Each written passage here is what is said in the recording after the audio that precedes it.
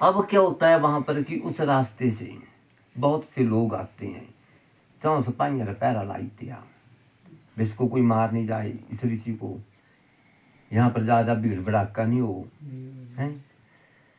अब उस रास्ते के ऊपर जहां पर ज्यादा आदमी होते हैं वहां पर गणका ने देखा यहाँ पर आदमी ज्यादा रहते हैं, तो 2 गणकाएं थी, उन्होंने अपना एक चबारा बना लिया।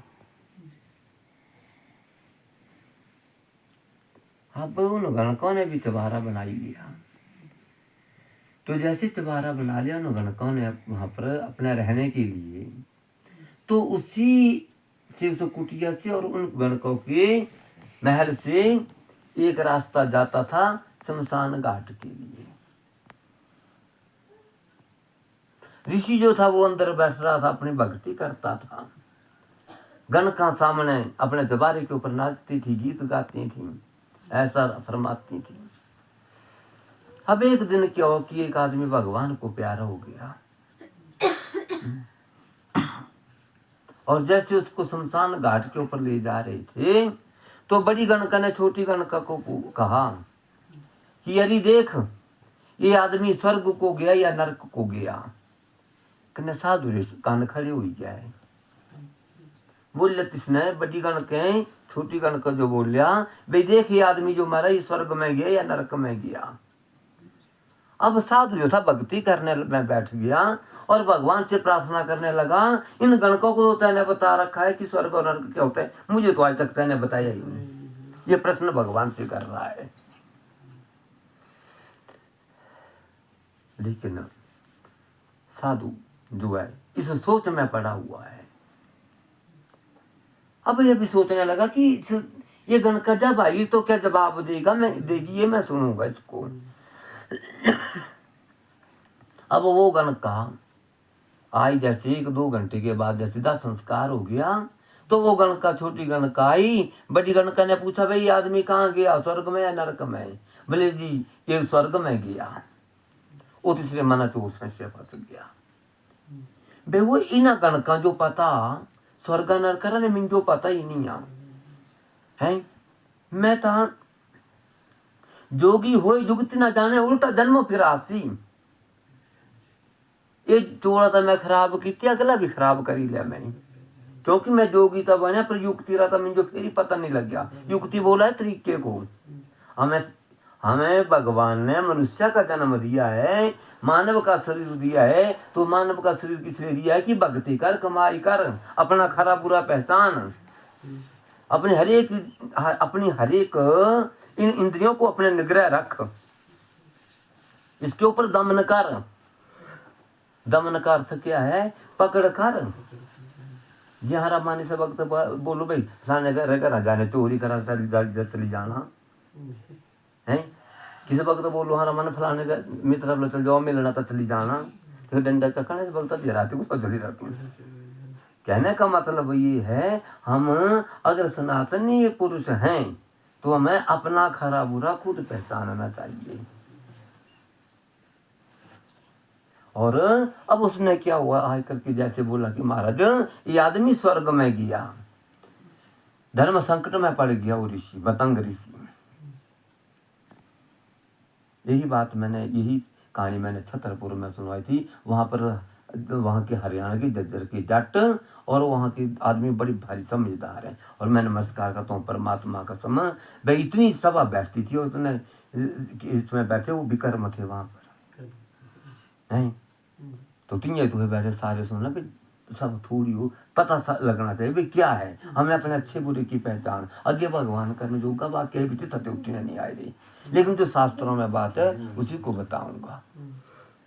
अब क्या हुआ कि जैसे उस ऋषि के मन में ये संशय रहा और वो भक्ति करता रहा, भगवान से प्रार्थना करे महाराज मेरे को स्वर्ग नरक की पहचान करा दे। लेकिन ऋषि को स्वर्ग नरक की पहचान का कोई पता नहीं लगी। अब बहुत दिन बीते, उस गांव से एक आदमी और भगवान को प्यारा हो गया। उसको शमशान घाट में ले जा रहे थे, फिर बड़ी गणका ने छोटी गणका को कहा, अरे गणका देख ये स्वर्ग में गया या नरक में गया। वो भी संशय में पड़ गया वो। जब गए थोड़ी देर हुई तो वो गणका आ गई। बोले हाँ भाई गणका, ये आदमी स्वर्ग में गया नरक में? महाराज ये आदमी नरक में गया।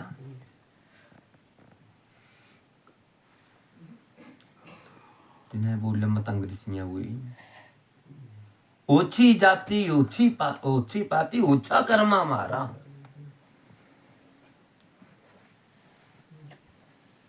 दया धर्म हम मोल न पावत,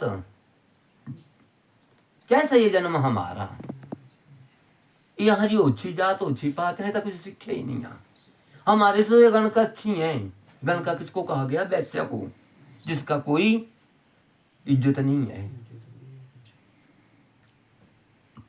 हिंदू धर्म में पत्नी जो है लगन लगाती है अपने पति के साथ, और गणका लगन लगाती है पैसे के 1 रुपए के साथ, क्योंकि उनका पति पैसा है। मैं गलत तो नहीं बोल लिखा, जो शास्त्र में लिखा है और आज देखने की जो तरीके वो असली है। अब जैसे उसके मन में संशय पड़ गया कि ये गणका स्वर्ग और नरक को जानती है, मैं स्वर्ग नरक को नहीं जानता। मैंने ये क्या भक्ति की,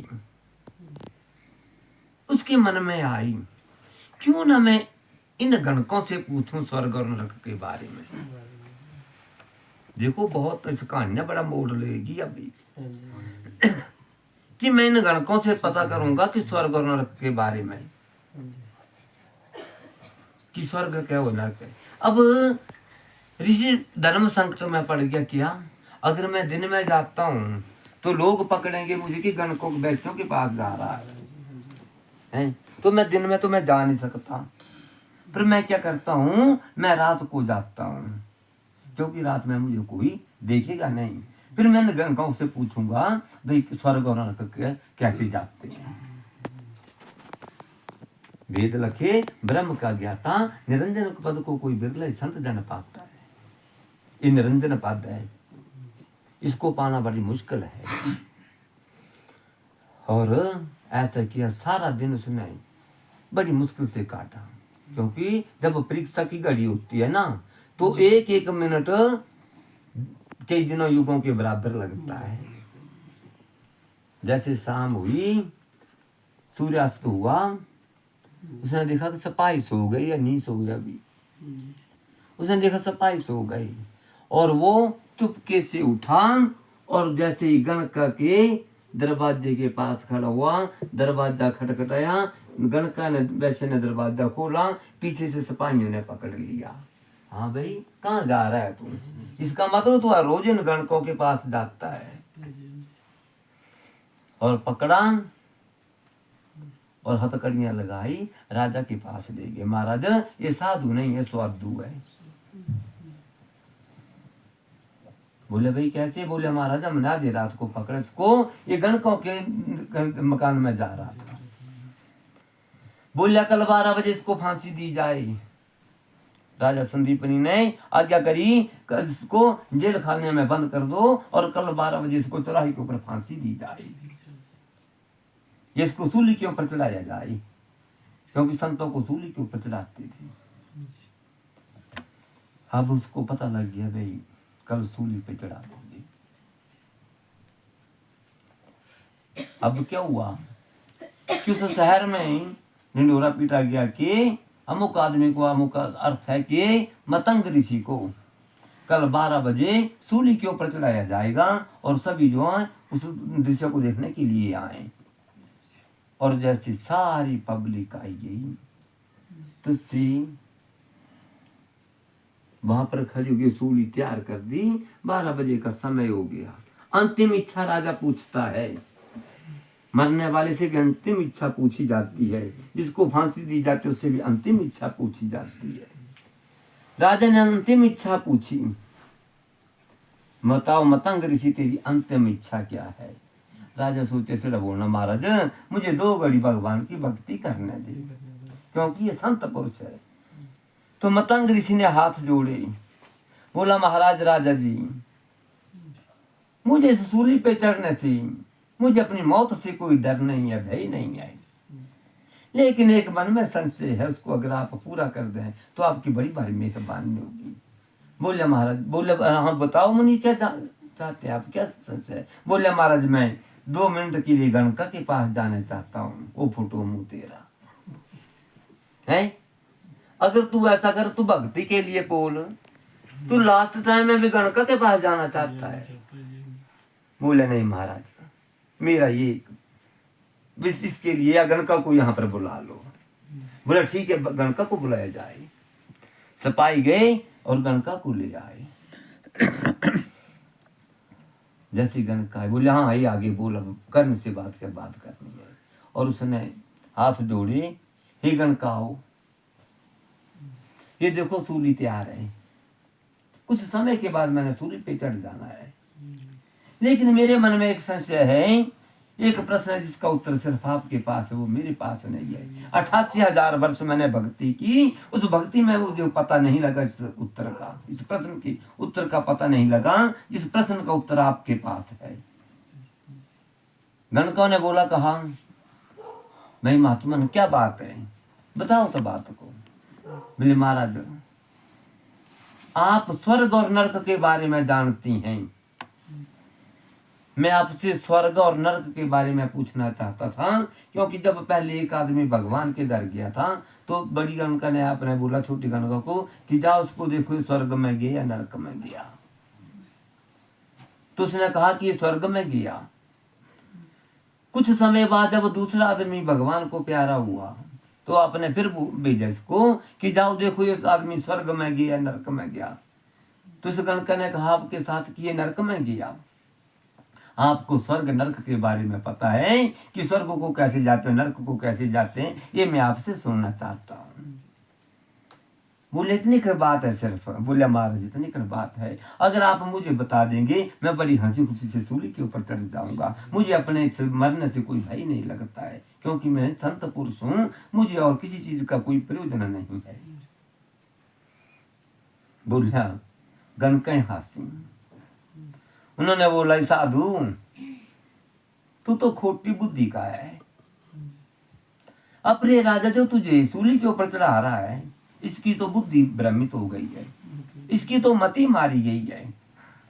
इतनी की बात के लिए आपको ये सूली के ऊपर चढ़ा रहा है। बोले देख मैं आधी रात में आ रहा, क्योंकि मैं दिन के उजाले में इसलिए नहीं जा रहा था आपके पास कि लोग देखते तो बोलते कि ये साधु नहीं है। साधु भूखा भाव का धन का भूखा नहीं, जो है भूखा धन का वो साधु नहीं। बोले महाराज इसलिए बोले मैं रात को आया, लेकिन राजा के सिपाही ने मुझे पकड़े कि तू गणका के पास क्यों जा रहा है। और मैं यही पूछने के लिए आ रहा था, इस प्रश्न का उत्तर लेने के लिए आ रहा था। कई सालों से कई वर्षों से मेरे मन में ये संशय अटका हुआ था। राजा सुन रहा था, सारी जो सभा थी वो सुन रही थी। तब उस गणका ने कहा ये साधु आओ आज मैं स्वर्ग और नरक की आपको पहचान करवाती हूँ। जिस आदमी को, जो आदमी से संसार से चला जाए और जिस आदमी को सारी दुनिया रोए, उसके कर्मों को देख करके उसके कामों की नेक भूरी भूरी प्रशंसा करे, इसका मतलब है उसकी इज्जत यहाँ भी है, उसकी जरूरत यहाँ भी है, इस लोक में भी है और परलोक में भी है। और वो आदमी चला जाता है, उसके लिए सारी दुनिया रोते हैं, पशु पक्षी भी रोते हैं, इसका मतलब है वो स्वर्ग में गया। ये स्वर्ग की पहचान है। और बोलिया जिस आदमी को ऐसा बोल रहे जिसने तंग कर रखे या जिसका हाल खराब है वो सब ऐसा बोले भगवान अब इसका पर्दा जो है वो ढक दे दो। है सेठ भी दुखी यज्ञ भी दुखी है, तो उसके लिए वो आदमी जो होता है वो नरक में जाता है। ये स्वर्ग और नरक की पहचान है। उसने जब ऐसा कहा, साधु ने गणका के चरणों में शीश नवाया है। गणका आप मेरी माँ है, नहीं मैं आपको माँ के समान समझता हूँ। राजा ने अब मुझे फांसी के ऊपर लटकाया जाए। राजा ने साधु के पैरों में प्रणाम किया, बोले हे साधु मुझे ये पता नहीं था कि आप इसका अंतर लेना चाहते थे। इस बात का जो आप परीक्षा में इस बात को आप ढालना चाहते थे, जाओ आपको मैंने स्वतंत्र किया। तो कहने का मतलब है आई स्वर्ग नरक का फिर टोलना कुछ हो जाए। बोलिया ज्ञान हुआ तो तरना कहाँ है, जीव मोक्ष से मरना कहाँ है। अरे स्वर्ग नरक का मरा कहाँ है। भूलो न पहले तस्वीर को, ये तभी न वृक्ष से यह चल छाया है। ऐसे ही संसार की प्रकृति आई है, चली और कई हजारों वर्षों से चली आ रही है। कोई आ रहा है, कोई जा रहा है। तो आने और जाने का ये रास्ते हैं, ये सुगम रास्ता है। तो कहने का मतलब ये स्वर्ग और नरक ऐसा होता है। जिस घर में सुख है वो स्वर्ग है, जिस घर में कोई कला कलेश नहीं है वो स्वर्ग है। और जिस घर में लड़ाई है, झगड़ा है, जिस घर का वातावरण ठीक नहीं है, जिस घर में दरिद्रता गरीबी है, वो नरक के समान है। तो हम स्वर्ग और नरक अपने रास्ते अपने आप ही चुन लेते हैं। ये भगवान रे बना रहे रास्ते नहीं है।